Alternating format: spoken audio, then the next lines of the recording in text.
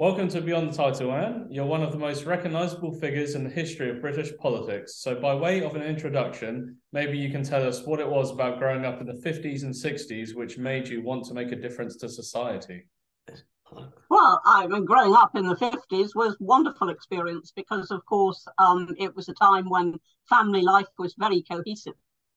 We all grew up just accepting that our parents were going to stay together. It never occurred to us that there would be any family breakup. That just didn't happen. It was not a time of great prosperity, certainly. I mean, I can remember the rationing that was still in force after the Second World War. My family went out to Singapore in 1953. We came back in 56. And by the time we came back, pretty well all rationing had gone. But then we immediately had the Suez crisis and we had petrol rationing. So it wasn't a prosperous society at the time, but it was a very stable and cohesive one. And there were very clear standards. And in a way, it was the age of the hypocrite because in private people broke the standards, but at least society knew what it was signed up to. So it was a good secure time to grow up. The 60s, of course, if you were young in the 60s, you were blessed above all things. You really were, because it was a wonderful time to be young. Sudden boom and burst of colour, absolute burst of colour. The 50s were very grey. I can remember it. Boys wore grey shirts and grey jerseys. Everything was terribly grey. And then the 60s came along. This huge burst of colour, the psychedelic craze that everybody went through towards the end of the 60s when we all dressed in very bright competing colours.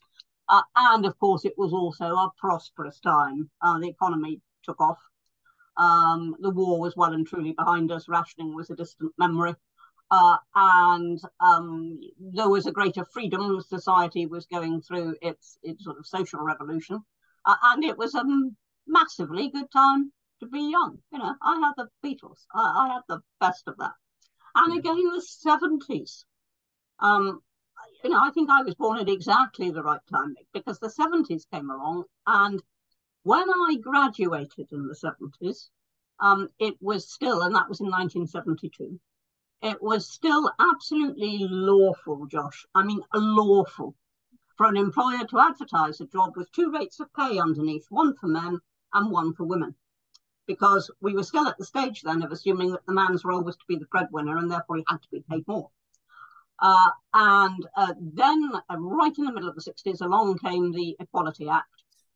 And that ceased to be lawful. And I was, only a couple of years into the labour market at that point. And quite suddenly I was operating in a way, that women before me had never operated. So it was very good. So I don't think I wanted particularly to change society. What I did want to do was to keep it on a certain course. Because when I was coming to political consciousness, it was the height of the Cold War. And the world was divided into two very sharp, conflicting political ideologies. And there was a real contest for the future of the world based on a conflict between capitalism and communism. But of course, in Western democracies, it wasn't so much communism as socialism. But it was real socialism, Josh. It was red in blood and claw. It wasn't Tony Blair's New Labour. And so there was an enormous divide, and everybody knew which side of that divide they were on. They knew it with their head, with their heart, with their gut. They knew it. And so politics was quite intense in those days. And you never had people on doorsteps saying to you, doesn't make any difference, you're all the same. Young people were particularly engaged. Youth politics was very, very vibrant. So, as I say, I knew which side of the argument I was on. And that was the fight that I wanted to fight. So winning your seat at the 1987 general election for your constituency of Maidstone and the Weald, you were elected into the final phase of Margaret Thatcher's government. What do you think was the secret to her political success? And as a woman, how do you think she paved the way for gender equality in British politics? Well, I think the mere fact of having a woman prime minister, did volumes because she was there as prime minister for 11 years. Therefore, an entire generation from the moment that it could make any sense of the news at all, that it was old enough to understand the news, until the moment that it was old enough to cast its first vote. That generation knew nothing except a woman prime minister. And you would never convince that generation that there was anything odd about a woman being in charge, because it was what they had grown up with. So I think that alone made an enormous difference. I think the secret of Thatcher's success was that she knew what she wanted to do and she went for it. You know, she absolutely was determined. I was an enormous admirer of Margaret Thatcher. She was also lucky on a couple of occasions. You know, most politicians get where they get with a mixture of ability and luck. And her luckiest moment came in a very unlucky moment for in many ways, when the Falklands War arrived at the time that it did. Now, you never rejoice in a war, ever. But if it had come at any other time, it would have just been, you know, something that we had to deal with. Coming as it did in 1983, when unemployment was high and the Thatcher economic reforms were really biting on people, and it was generally postulated, we forget this, that she could lose that election, you know, 1983. Instead of which the Falklands War came along, she did all the right things, and there was a massive explosion of support for her, particularly as the then leader of the Labour Party was preaching unilateral disarmament and all the rest of it.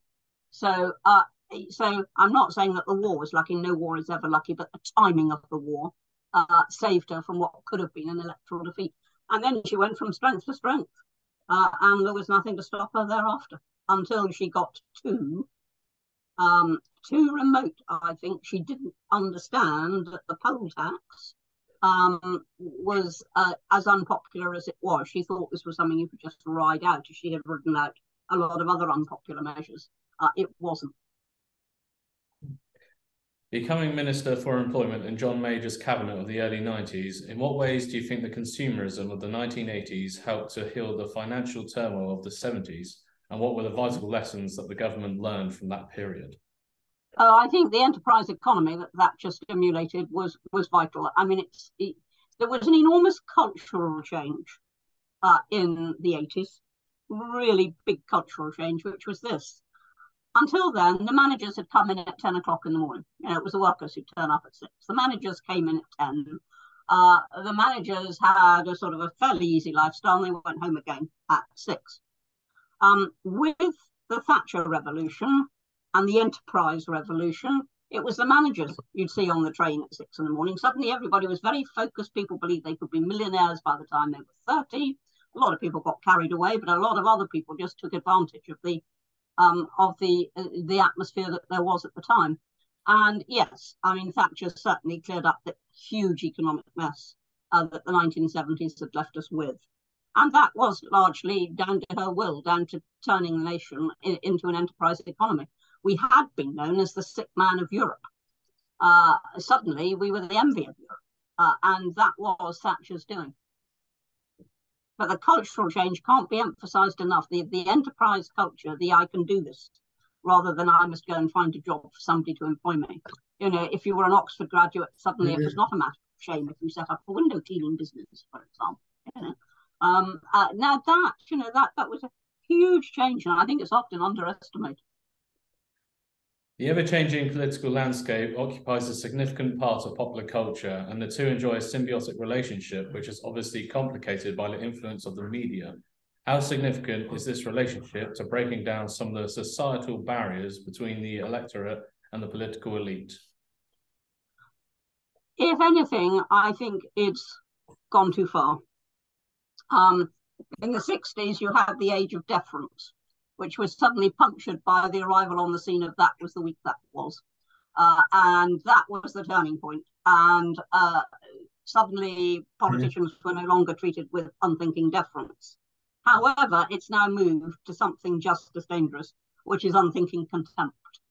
And I think it's having a massive impact, Josh, on the quality of people in Parliament. Now, you've always had some very outstanding members of Parliament and some absolutely shockingly bad ones, but it's the quality of the mass in between that determines how able a Parliament is. And when I came into Parliament in 87, it was still very, very high quality. I mean, in our own intake, on the Labour side, there was a brain surgeon. On our side, there was a consultant gynecologist. We took it for granted that Parliament recruited at that level. Now, you would be very hard put today looking around Parliament to see many such people. There are some, certainly, but to see many such people. And I think that is partly due to the, not just the death of deference, but the rise of contempt. The profession is not respected. People, if you're a politician, now, we were always lampooned, we were always cartooned, we were always teased by phrases like, oh, well, that's as much worth as a politician's promise or whatever, yes. But there was an underlying respect for the position and for the job that had to be done. And, you know, we used to do all-night sittings and goodness knows what else. So if you're a serious person now and you're 50, 55, had a big record of success in the outside world, have something to offer, you're not new to it all, you have something to offer, such a person once would have elected Parliament as the first choice of the way to give something back, public service through Parliament. Now such a person looks at it and thinks, do I really want to join a profession where every bus ticket is held up to ridicule? Do I really want to join a profession where the media invade not only my private life, but family life? Do I really want to join a profession that nobody actually has very much time for? And his answer, or her answer, will be no. And they will go and give back via some different form of public service. We're losing quality in Parliament. In 2000, the late great Victoria Wood chose to end her BBC One Christmas show with an elaborate song and dance number as a bizarre tribute to you. What was your reaction to this? Oh, I enjoyed it hugely. Now, Victoria Wood is one of only 2 comedians who rang me up before taking me off on television, who rang me up to say what they were going to do and was I okay with it.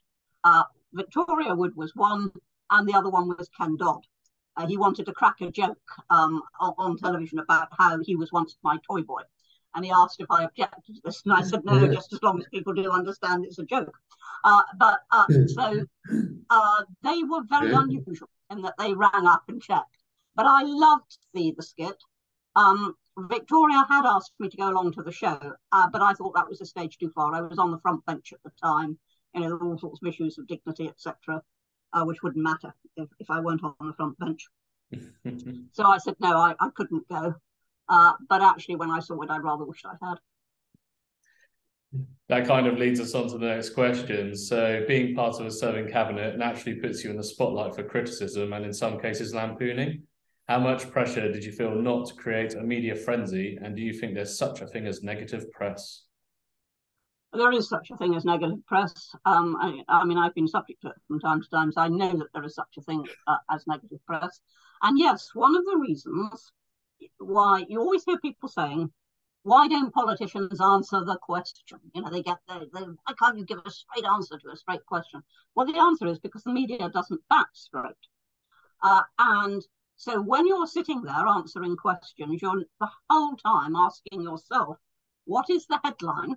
What is the car crash that this interviewer is hoping to get? And you foresee the headline and you try and avoid that.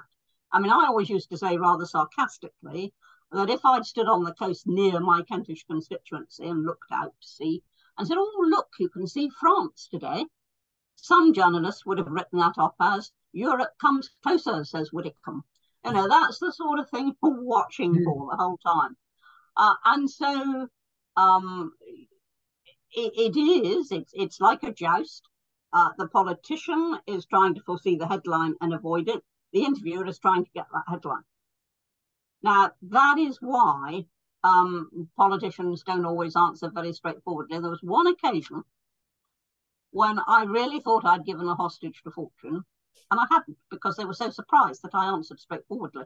And I'd just been appointed Shadow Health Secretary by William Hague, literally just, and I just came out of his office and out onto Smith Square from what was then Conservative Central Office. So 5 minutes I'd been Shadow Health Secretary. And some journalist thrust a microphone under my nose and said, what is your health policy, Miss Widdicombe? And I said, I haven't a clue. And I was expecting banner headlines, haven't a clue, says Widdicombe. But in fact, that didn't happen because I think they appreciated it. Retiring from politics in 2010 coincided with the ongoing fascination with celebrity culture and reality television. To what extent has your continuous celebrity status surprised you, and how do you think this subtle change in the way we view politicians has altered entertainment as a whole? Certainly, I would never have predicted what was going to happen. If anybody had said to me, as I was getting ready to leave Westminster, which I did in the early summer of that year, if anybody had said to me as I was getting ready to leave, well, Anne, this is how it's going to go. You're going to be dancing for 3 months on primetime television. Then you're going to be touring the whole of the United Kingdom and the Irish Republic, for that matter, in a live dance show with Craig Revel Horwood. Then you'll be in pantomime. And oh, by the way, you're also going to be on at the Royal Opera House. I would have said to that person, lie down and have an aspirin, because it was so unlikely. What I thought was going to happen was I was going to be on Strictly, which I thought would be good fun to do. But I was going to be on Strictly for about 3 weeks, then I'd be eliminated because I can't dance. I've no sense of rhythm. I'm tone deaf. So I'd be out after 3 weeks and therefore be very well paid for doing very little. Then I was going to retire to Dartmoor. On Dartmoor, I was going to obtain dogs, and I was going to walk dogs and write novels, and it was going to be a very peaceful existence. And Strictly sent the whole thing in a completely different direction. And I think it's a question of being open to opportunities, and none of it was ever planned. But when it came along, I grabbed it with both hands and did it. So I think, does it make a difference to public perception of politicians? I suspect the answer is no.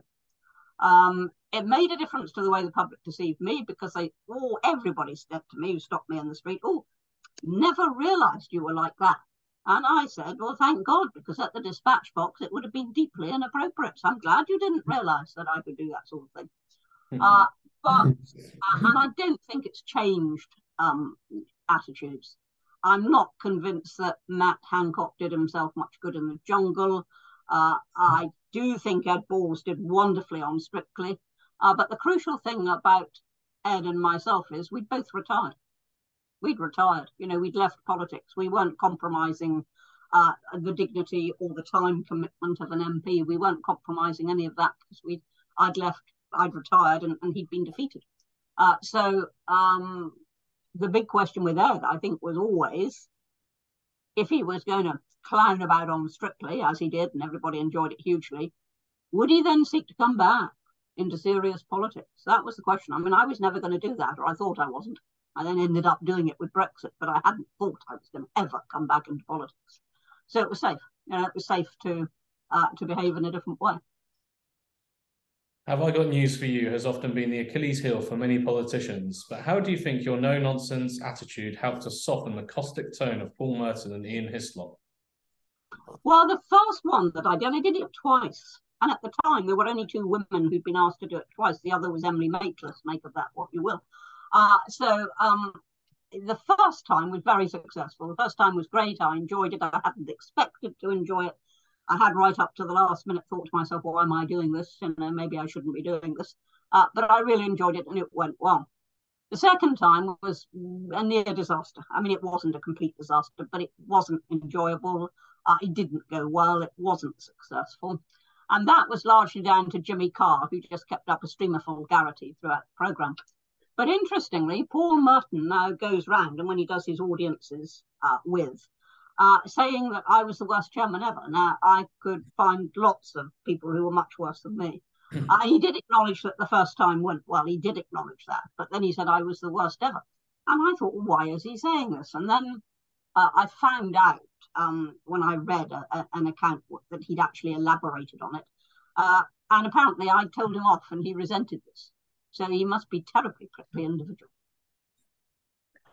So we briefly spoke about Strictly just a moment ago, but upon signing up to the show, did you have any reservations? Oh, yes, I had reservations, but as I say, I wasn't expecting it to last long.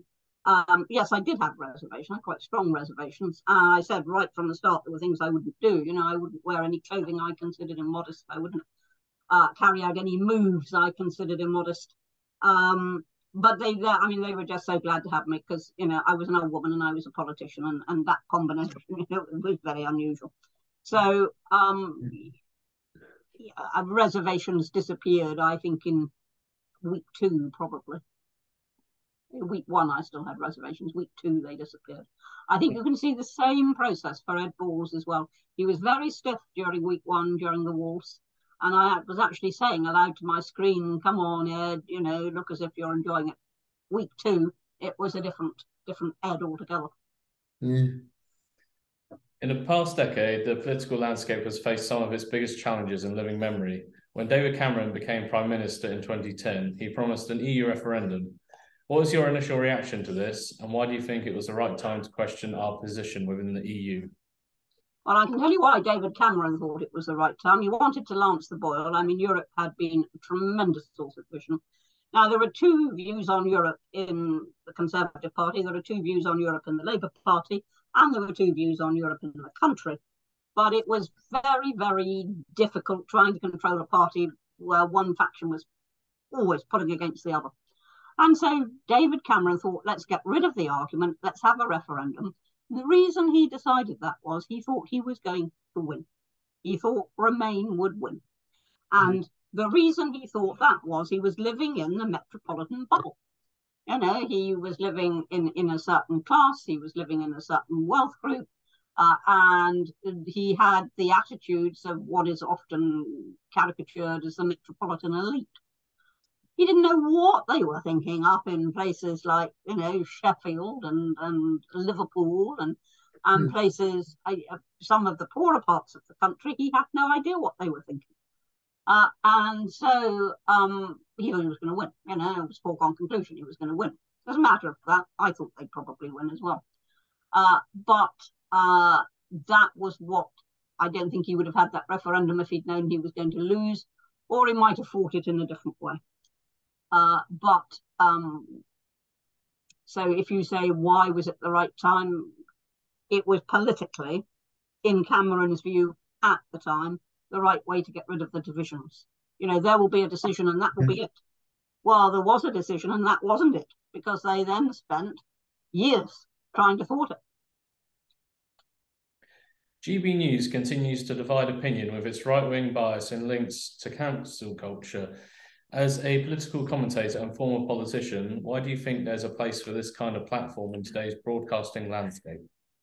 Oh, I mean, I cheered the advent of both GB News and Talk TV, and I appear regularly on both because they don't do cancel culture. You know, they don't do anything except free speech. And you can say more or less what you like, and you can't say anything criminal, but you can say more or less what you like on GB News, and they won't stop you saying it. And as Mark Dolan always says in his introduction to his program on a Sunday night, as he always says, we don't do boring. You know, it doesn't matter what your view is, but we don't do boring. And I think, I mean, it's still quite tame in some ways. I mean, I would have liked to see, for example, a debate between one of the more sane people who have doubts about the vaccines. I'm not talking about the crazy anti-vaxxers, but one of the more sane people who've got doubts about them, and scientists with exactly the opposite view. And I'd like to see a similar debate on climate change. But you don't get that so much. I have seen very, very brief confrontations, but they're too short, you know, for what are massive subjects. So I'd like to see a bit more of that. But yeah, I think GB News is filling a gap, because until GB News came along, all we had in this country was a left-wing media. You know, the BBC couldn't believe the Brexit result. They couldn't believe it because they're also part of this sort of metropolitan bubble. And they didn't know what people were thinking in other parts of the country. And bluntly, I don't think they cared much until it rose up and smacked them on the nose with the referendum result.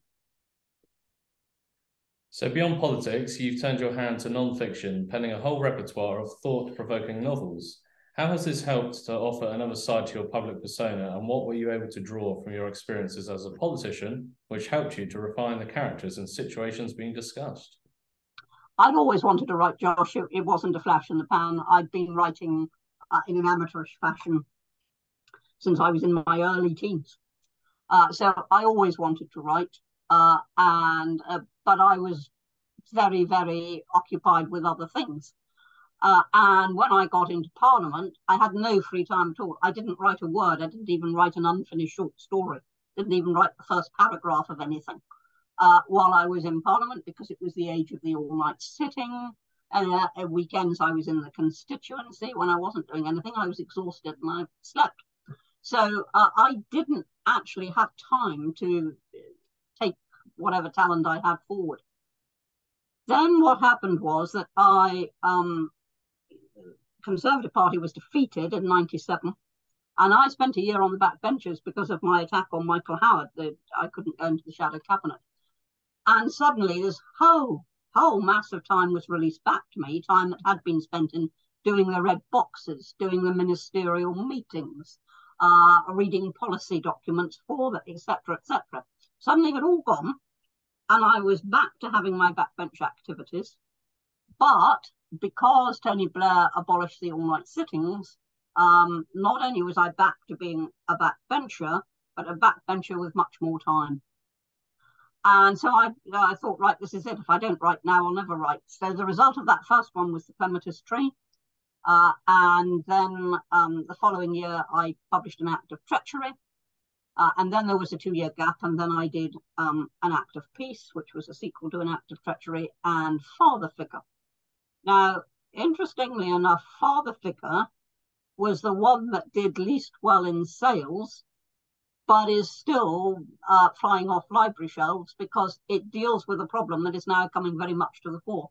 It's a sort of Fathers for Justice type novel, and it looks at the issue of men who are unwillingly separated from their children. And I still get a lot of correspondence on that now. When I left Parliament, so all that was done while I was still in Parliament. People often think I wrote when I left, but didn't. I wrote while I was there. Then when I left, I wrote an autobiography. I wrote a rather silly, entirely trivial novel on Strictly Come Dancing. It was a detective story called The Dancing Detective.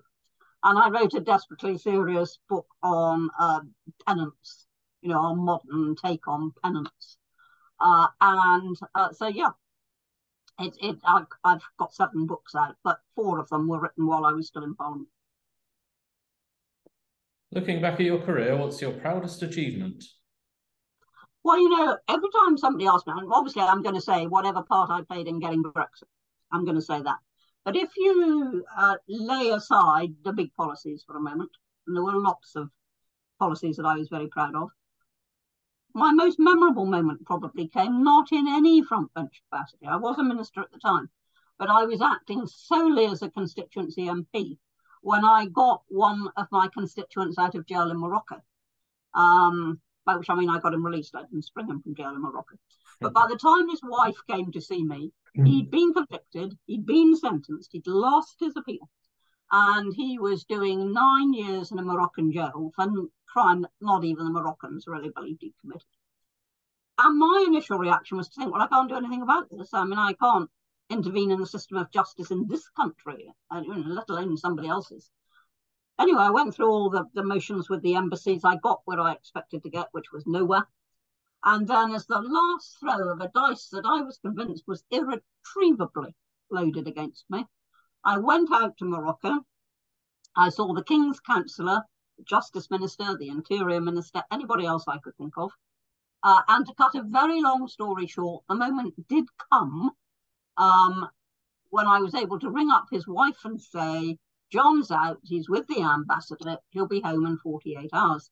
And her reaction when she finally believed what I was saying to her, told me why it was that I'd become an MP. And I think the sad thing is this, on both sides of the House of Commons and in all parties, the big parties and the little tiny ones, most MPs can point to such moments when, because they were where they were and did what they did, they didn't make a drop of difference to the nation. They didn't make a trickle of difference to their constituency. but they made a tidal wave of difference to an individual family.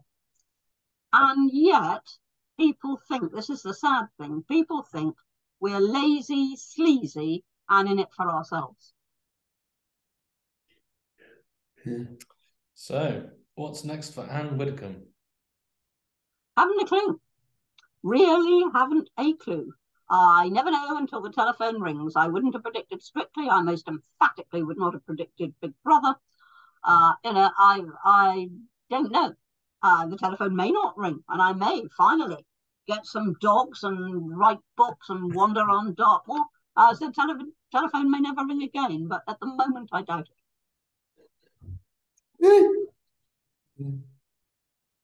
Thank you very much for your time today, Anne. Are we there? Yeah. Did we do all 15? There we go. That's the end of the questioning. Thank you very much. We did all 15 and we did it in 33 minutes, so that's pretty darn good. We did. Brilliant. Thank you so much. Thank you.